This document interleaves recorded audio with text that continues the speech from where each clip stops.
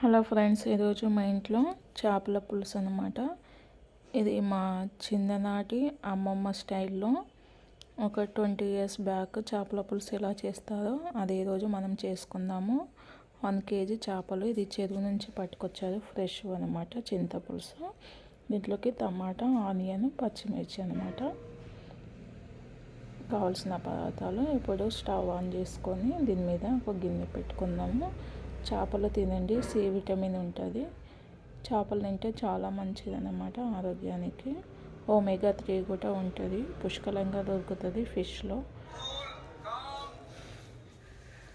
పొయ్యి ముట్టించేసి ఇప్పుడు దీంట్లో కొద్దిగంత కొంచెం ఆయిల్ ఎక్కువనే పోసేసుకోవాలి. ఇప్పుడు దీంట్లో టమాటా, ఆనియన్, పచ్చిమిర్చి అనేది ఒకటేసారి యాడ్ చేసుకుంటున్నాను అన్నమాట.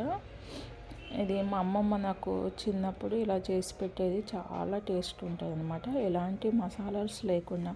ఆ కాలంలో మసాలాలు ఎక్కడ ఉన్నాయండి? ఇంత చింతపులుసు వేసుకొని చేపలు వేసేసుకొని ఉడకబెట్టుకొని తినేవాళ్ళు అనమాట. ఇప్పుడే మనం ఆ మసాలాలు బాగా తింటున్నాము, తినేసి చాలా రోగాలు అనేవి తెచ్చుకుంటున్నాం అనమాట. ఆ కాలంలో మసాలాలు లేకుండేది, మందులతో పండించిన పంట లేకుండేది కాబట్టి వాళ్ళు హెల్తీగా ఉన్నారు.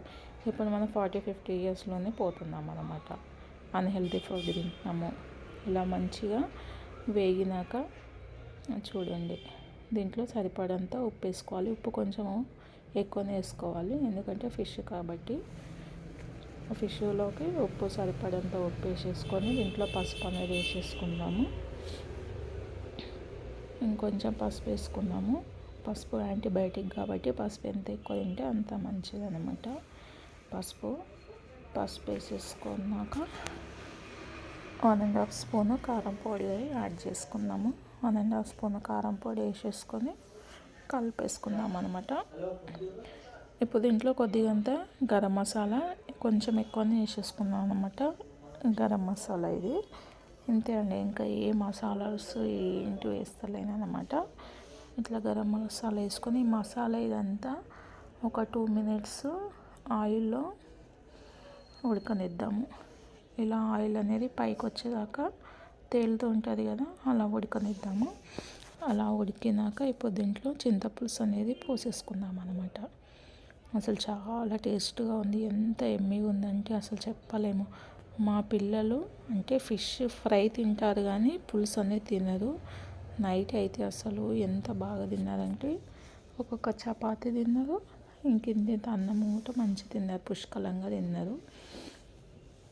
చలికాలంలో ఫిష్ తినండి, ఎందుకంటే జలుబు దగ్గు అనేది వేయదు.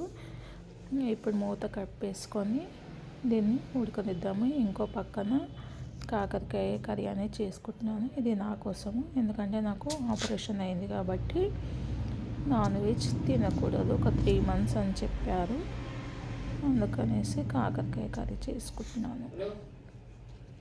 ఇప్పుడు చూడండి, ఎసరు అనేది బాగా మసిలిపోయింది కదా.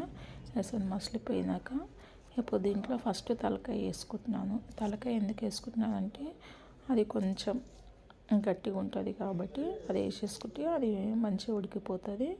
పీసెస్ అనేది సున్నితంగా ఉంటాయి కాబట్టి తర్వాత వేసుకోవచ్చు అనమాట. ఫస్ట్ తలకాయ తోకలు వేసుకోవాలి. ఇలా అన్ని పీసెస్ ఇలా వేసుకున్నాను. మంచిగా పీసెస్ ఇలా వేసుకుంటే ఇది ఇంకొకటి స్టోరేజ్ చేపలు, మార్కెట్ చేపలు కాదండి, అప్పుడే చెరువులోకి ఎంచి పట్టుకొచ్చిన చేపలు అనమాట. తాజా చేపలు చాలా టేస్ట్ ఉంటుంది, అప్పుడే చెరువులోకి పట్టుకొచ్చి వండిన చేపలు కాబట్టి. ఇప్పుడు చేపలు ఎసరులో మునిగేటట్టు పెట్టేసుకుందాము, అప్పుడే కలుపుకొద్దు అనమాట. ఇలా మూత పెట్టేసుకొని ఒక 2-3 minutes కొంచెం మంట మీద వేగనిద్దాము. ఎక్కువ మంట పెడితే ఫిష్ అనే ముక్కలన్నీ చిట్లిపోతాయి అన్నమాట. ఇప్పుడు చూడండి, ఆల్మోస్ట్ అయిపోయింది.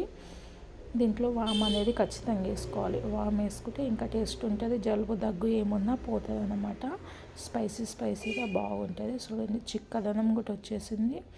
ఫిష్ ముక్క కూడా మంచిగా ఉడికింది, కుతకుతలాడుతుంది.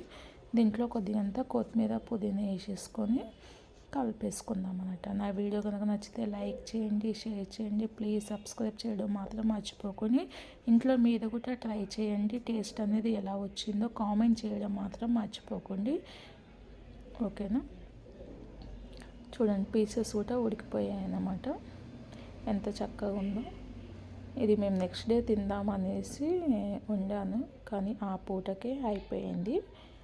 చక్కగా టేస్ట్ అయితే మా పిల్లలు ట్యూషన్కి వెళ్ళేసి వచ్చారు. అసలు ఏంటిది ఇంత స్మెల్ వస్తుంది బయటికి, అసలు ఏం స్పెషల్ వండావు ఏంటిది అని చెప్పారు.